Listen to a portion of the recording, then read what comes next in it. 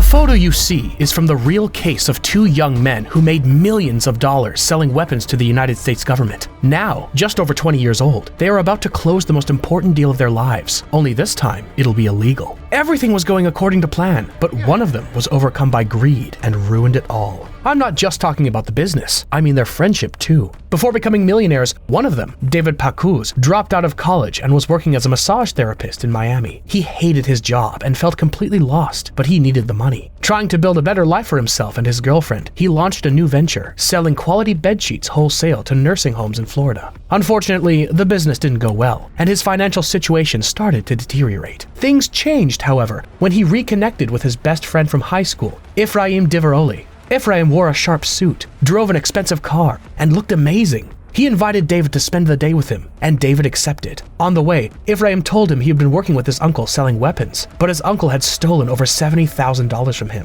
So he'd come back to Miami to try starting his own business with everything he'd learned. Ephraim also really liked smoking weed, so he went to buy some. However, he was scammed by a group of dealers who were there.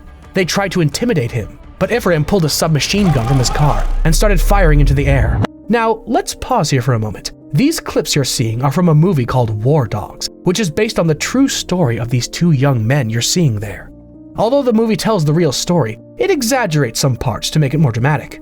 But many other details are accurate. For example, Ephraim didn't fire weapons in the street, but he was always a big fan of them. As a teenager, Ephraim was sent to work at a pawn shop owned by his uncle. And like most pawn shops, it had weapons. A lot of them. That's where Ephraim fell in love with guns. The pawn shop sold some weapons to the local police, and they told his uncle that if he wanted to sell on a larger scale, he needed to participate in a sort of government contract bidding process. So that's what they started doing. The problem was, Ephraim had a major falling out with his uncle, which led him to go independent and try to build something on his own. As for David, the massage therapist, his story is accurate. He said that he worked as a masseur and also ran other businesses, like importing towels or bed sheets from foreign countries or similar products to sell to nursing homes and retirement facilities. Pay close attention, because from now on, I'll be pointing out which parts of the story are true and which are merely exaggerations. Just a quick pause to say that if you're enjoying this video and haven't subscribed yet, please consider subscribing. It would mean a lot and really helps me keep making more videos and content like this. Alright, let's get back to the story. In no time, the two friends rekindle their friendship and discover they still have a great chemistry together. One day, David visits Ephraim at his offices, which is just a small room. There, Ephraim tells him the details of his business. He's not just a simple arms dealer. His main client is the United States government. And he doesn't just sell them weapons, he sells them everything. Guns, bullets, safety vests, helmets, and even fuel. Anything the government needs, he can get it. David asks him how much he earns, and Ephraim reveals that in just 8 weeks, he's made over $200,000. And it's not that Ephraim owns massive weapons factories or oil extraction companies. What he does is act as the middleman between the companies that have the product and the government. This is when Ephraim explains to his friend how the whole system works. What you're about to hear is 100% real, so pay attention. The US government has a public website where it publishes all open bids for military contracts. Basically, they announce what they need to buy, and then whoever can supply it submits an offer to compete for the contract. The government reviews all the bids and selects those who offer the best deal at the lowest price and who have the best reputation. What Ephraim does is target the smaller contracts, the ones big suppliers don't go after. But even though they're small contracts, Ephraim is becoming a millionaire at just over 20 years old. Because even the smallest contracts represent enormous sums of money when it comes to US military spending. This new company that Ephraim founded, AEY Inc., gained strength around 2004, shortly after the invasion of Iraq. This was a historic moment for the US Army industry, due to the immense amount of resources the government had to invest to maintain its military presence abroad. After the attacks of 9/11 and the subsequent declaration of the War on Terror, the invasions of Afghanistan and later Iraq marked a turning point in US military spending, which reached unprecedented levels. With these interventions, the Department of Defense budget skyrocketed. In the case of Iraq, it was a war that required both the initial deployment of troops and the maintenance of a prolonged occupation, along with the reconstruction of a devastated country.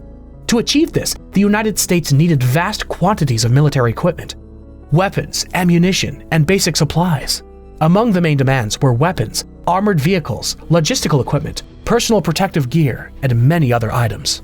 Here's something incredible. From this kind of bidding process, men like Robert Stevens, CEO of a company specializing in building military equipment called Lockheed Martin, became extremely wealthy by securing government contracts. I'm talking about the fact that in one of his peak years, this man earned $31 million in bonuses or commissions. All of this is public information, and he never set foot on the battlefield. Another example is Stephen Ornstein, the owner of a company called Supreme Group, which won the contract to supply food to US troops.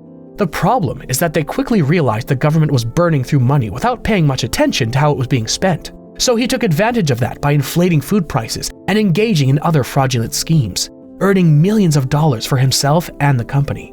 And finally, another person who benefited from this situation was Ephraim, who was in the right place with the right knowledge at exactly the right time. Now that you have the context, it's time to go back to the movie. One ordinary night, David's girlfriend tells him she's pregnant. David is, of course, excited, but he's also deeply worried, as he knows he doesn't have enough money to support a family. When he tells his friend about the situation, Ephraim doesn't hesitate to help him and offers him a job at the company. A proposal David accepts, although he lies to his girlfriend because she is against the war and anything related to it. He simply tells her that his friend Ephraim has government contracts who will help him sell his bedsheets. The problem is that when she finds out the truth about his business, the trust in this young couple will fall to pieces. Here are a couple of points where the movie differs from what actually happened in real life. David's financial situation wasn't as bad as the movie says. Yes, he was indeed working as a massage therapist and selling bedsheets, but in several interviews, he states that his business wasn't doing all that badly. However, he obviously wasn't making millions like his friend. In addition,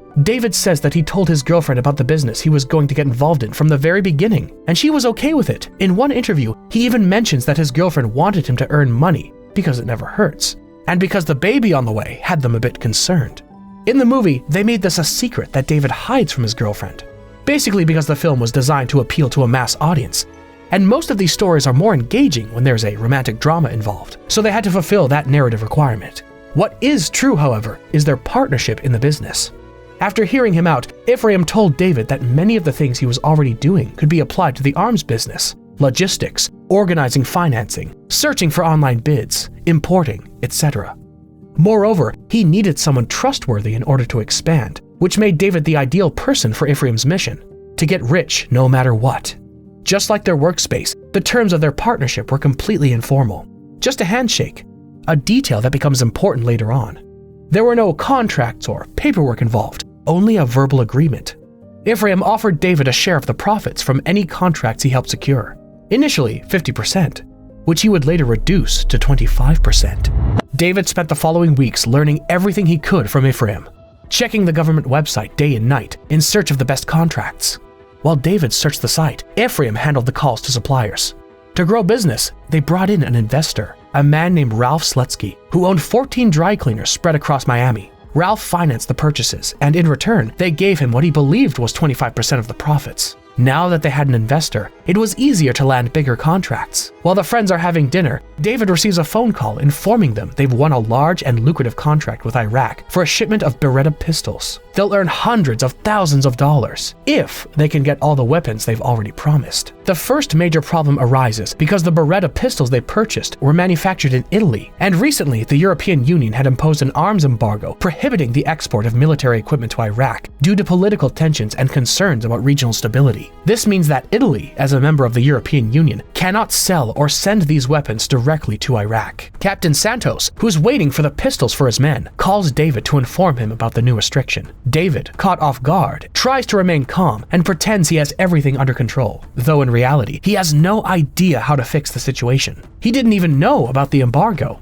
David is extremely distressed, but Ephraim has the solution: lie and say that everything is perfectly fine. Ephraim decides to ship the pistols to Jordan, a country neighboring Iraq, and then transport them over land to their final destination. This technical workaround allows them to bypass the embargo, since the pistols aren't being exported directly from Italy to Iraq, but are instead routed through an intermediate country. The method is clever, but skirts the edge of legality and shows how far Ephraim is willing to go to bend the rules to fulfill contracts and make a profit. The plan is set in motion, and the Berettas leave Italy, but they end up being confiscated in Jordan, where they remain and never reach Iraq. With no other options, they decide to travel to Jordan to find a way to retrieve their shipment. When they arrive, they realize they have no support from the US Embassy. With no other choice, they reach out to some men with connections to the Jordanian government. At first, these men see the Americans without compassion or sympathy, but after Ephraim bribes them, they start to help. Although not in the way David and Ephraim had hoped. What David and Ephraim expected was permission to transport the Berettas by plane. Instead, the solution they're offered is very different. Apparently, instead of flying, the Berettas will travel by truck, and they will have to drive it themselves,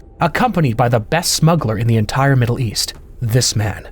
The journey is an ordeal. It's 800 kilometers from Jordan to Baghdad and takes them a full day to complete. They reach the border at night, only to find Iraqi soldiers blocking their entry. David and Ephraim are afraid, but they stay calm and, fortunately, manage to get through. Afterward, they stop at an abandoned gas station, but from a distance they spot an armed group approaching to capture them. Our protagonists, along with the master smuggler, flee in the vehicle. Just when it seems they're about to be caught in gunfire, US government helicopters appear to support them. Despite everything, they arrive at the military base, and the soldiers and supervisors inspect the Berettas. Everything seems to be in order, so the captain sends them to collect their part of the deal. Before that, the young men take a photo to commemorate the biggest deal of their lives so far. At the payment site, there are millions upon millions of dollars carefully stored, and notebooks listing many other contractors who have been paid for various deliveries. War can mean many things: a way to defend oneself, or a means to uphold democracy. All reasons you've probably heard before. But another very important aspect is that war is also a business. For example, more than 2 million soldiers fought in the war in the Middle East. Equipping just one of these soldiers cost approximately $17,500. With that figure alone, you can begin to imagine the fortune behind the military industry. And it's not just about equipment. There are also records showing that the US government spent over $4.5 billion annually just on air conditioning units for the troops. The soldiers congratulate our protagonists and are surprised that these two crossed the desert by land, since the area they passed through was one of the most dangerous, known as the Triangle of Death.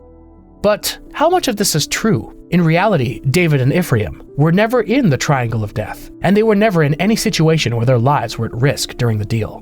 Most of their transactions and negotiations could be handled from the comfort of an office. And while it's true that problems like embargoes or bureaucratic issues often came up, they were typically resolved through faxes, phone calls, or by sending someone else to handle the matter. For now, everything is going great in their lives and in the business. Both have become rich, but everything changes on July 28, 2006, when they see a new contract posted on the website. At first, it looks like any other contract, but in reality, it's very different from the rest. The contract is for Afghanistan and calls for an enormous quantity of military supplies, enough to equip the Afghan army for the next 30 years. To understand the magnitude of this opportunity, some context is necessary. This contract wasn't for weapons, but for ammunition. It included around 30 different types of items, from handgun bullets to tank rounds and anti-aircraft rockets. The numbers were truly staggering. It was estimated that around 150 million rounds of AK-47 ammunition would be required. All of this material was intended for the Afghan National Army, the military force created and backed by the United States to maintain stability in Afghanistan and fight the Taliban. After the September 11th attacks, the United States invaded Afghanistan to overthrow the Taliban regime, which had provided shelter to Al-Qaeda. After the swift defeat of the Taliban, a democratic government was established with the support of the US and the international community. Hamid Karzai assumed the presidency in 2004, but the country's situation remained unstable due to the Taliban insurgency, which regrouped and continued launching attacks against Afghan and international forces. In 2006, the George W. Bush administration was facing growing unpopularity due to the prolonged wars in Afghanistan and Iraq. They anticipated that the next president might be a Democrat and assumed that a Democratic administration could prioritize the withdrawal of US troops from Afghanistan. This concern led the Bush administration to arm the Afghan army to the teeth. However, there was one problem. This operation couldn't be carried out openly without attracting public and political scrutiny. The solution was to outsource the process through private contractors, those who would do the dirty work. This is where David and Ephraim come in, two young men who see in this contract a once-in-a-lifetime opportunity to make history. Fulfilling all the government's demands will be difficult, but the world's largest arms trade convention, Eurosatori, is coming up. They know they can find the contracts they need there. At the convention, they meet one of the most powerful men in the arms business, Heinrich Tomet, who has contracts all over Europe. Though he has a problem. After getting into conflicts with the US government, he can no longer sell directly to the American market. So he proposes a deal to our protagonists. Tomet will provide the contracts, and David and Ephraim will help him sell in America. Despite it seeming like the perfect solution, David has doubts. Tomet's past issues had landed him on a terrorist watch list. However, Diveroli tells him, "This is our job, doing business with the people the government can't deal with directly." Ephraim puts it cynically but accurately. Their job is to handle those the government officially can't, yet from whom it still needs resources. That's one of the fundamental aspects of the government's procurement system. Tomet tells them he can secure the entire order. Logistics won't be a problem.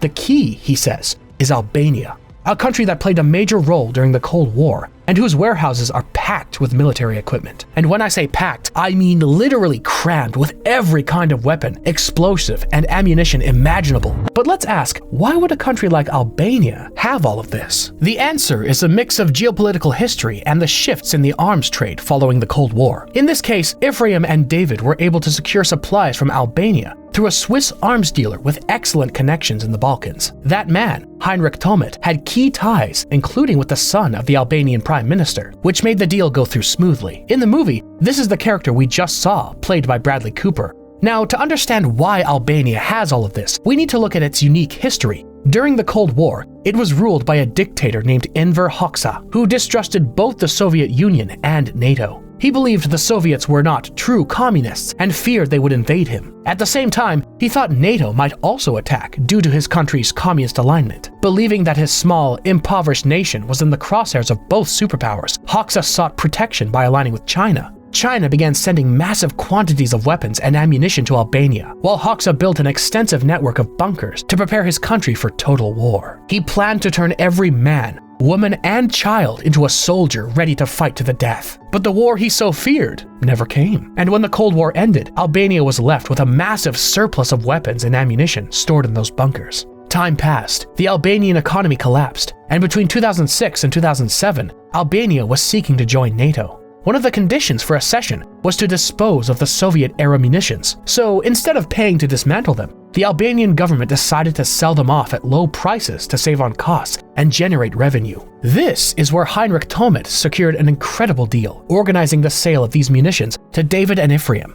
However, there was one very important detail. The US Army contract explicitly stated that under no circumstances could Chinese-made ammunition be delivered. This restriction stemmed from the embargo imposed in 1989 following the Tiananmen Square massacre, when the Chinese government brutally cracked down on students peacefully protesting for democracy. That embargo prohibited US citizens and companies from buying or selling any military-related items connected to China. Although the ammunition in Albania was technically legal, having been purchased before the embargo and no longer under China's direct control, Ephraim's contract was clear. Ammunition of Chinese origin was not allowed, regardless of the circumstances. This became a critical issue because much of the stockpile in Albania had originally been made in China. Unfortunately, the protagonists were either not well informed about the situation, or at least not about the fine print, and continued with the deal, unaware that they were purchasing material that was prohibited by law. Now, in the movie, the boys travel to Albania to inspect the merchandise, and are even shown testing its quality by firing the rifles. But this didn't happen in real life. Ephraim and David barely visited Albania, and they did not inspect the merchandise themselves. What really happened is far less exciting. Our protagonists spent hours and hours making call after call to verify that all the contracts provided by Tomet were legitimate. Eventually, Ephraim decides to submit a bid to the government for the modest sum of $298 million. If accepted, he would keep 10% of the profits. Once they send in the bid, all they can do is wait. After 5 months, the news arrived. They've secured the Afghan contract. A piece of news that would change their lives, though not for the better. This would mark the beginning of the end for both their company and their freedom. The young men can't believe it. They're barely over 20 years old and are doing business with the United States government, which is about to make them ultra-millionaires. But now, the real work begins. In reality, however, things were much more complicated. In interviews given years later, David explains that by this point, his relationship with Ephraim was already severely strained. He states that Ephraim was neither a good nor an honest person, and that in every deal he made, he always tried to squeeze out as much profit as possible, even if it meant breaking verbal agreements or doing whatever it took to scrape together a few extra dollars. This aggressive behavior led Ephraim to reinvest David's earnings. So, despite the millions they were making, David had to live off his savings, since all the money was being reinvested without his full consent. But before they could proceed, the government had to audit their company to make sure everything was in order. The problem was that AEY had no financial records, so they had to fabricate 3 years worth of balance sheets, bank summaries, and purchase orders for the company. In other words, they committed fraud, something that was 100% true in real life. Nothing they had done was strictly illegal, but now they were starting to get involved in far murkier territory.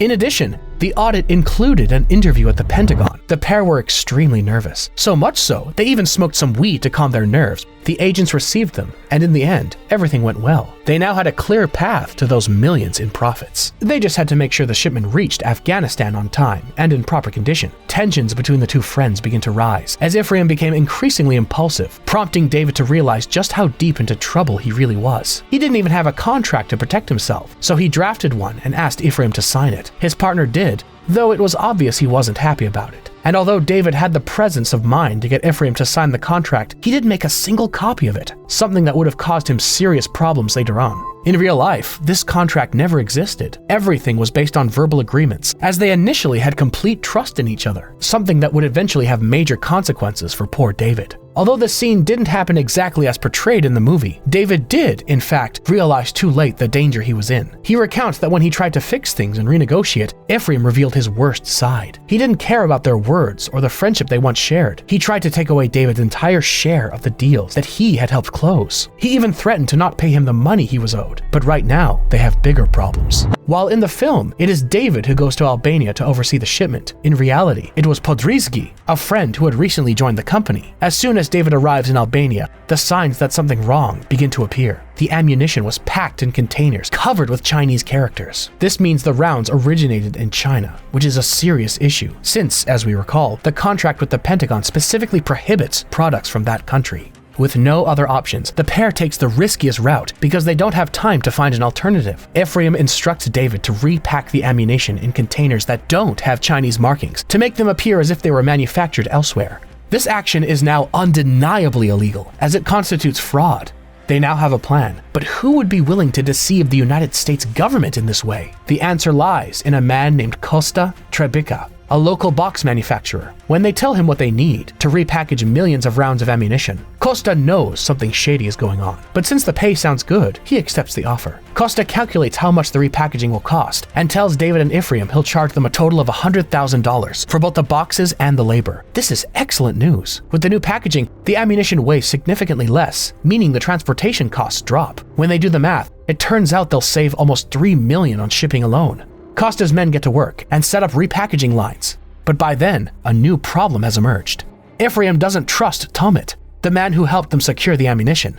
He believes Tomet is scamming them and instructs his people to get to the bottom of it. Through his investigation, Ephraim discovers that the Albanian government is selling the ammunition to Tomet for 2 cents per round, and Tomet is then selling it to Ephraim for 4 cents, essentially doubling his money without much effort. Ephraim's aggressive and volatile personality makes him furious, and he removes Tomet from the operation. What he doesn't know yet is that this decision will cost him dearly. Ephraim instructs his men in Albania to contact the government directly and try to buy the ammunition from them without Tomet's involvement, a move that will go terribly wrong. It turns out that Tomet was using the extra money to pay off the Albanian government in exchange for their silence, which is why he was charging double. Tomet was untouchable, and at the order of the Albanian government, which worked very closely with him, Costa was removed from the operation. Now the government itself would handle the repackaging of the ammunition.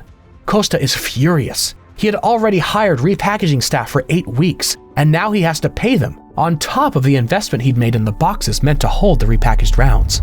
In the film, we see how Costa repeatedly tries to negotiate payment for his outstanding debts. But neither Ephraim nor David pays him any attention, as they're caught up in many other problems. But in real life, after being cut out of the deal, Costa asks if they would at least buy the boxes he had already invested in. However, David recounts that Ephraim's explosive and irrational nature led him to reject the idea outright.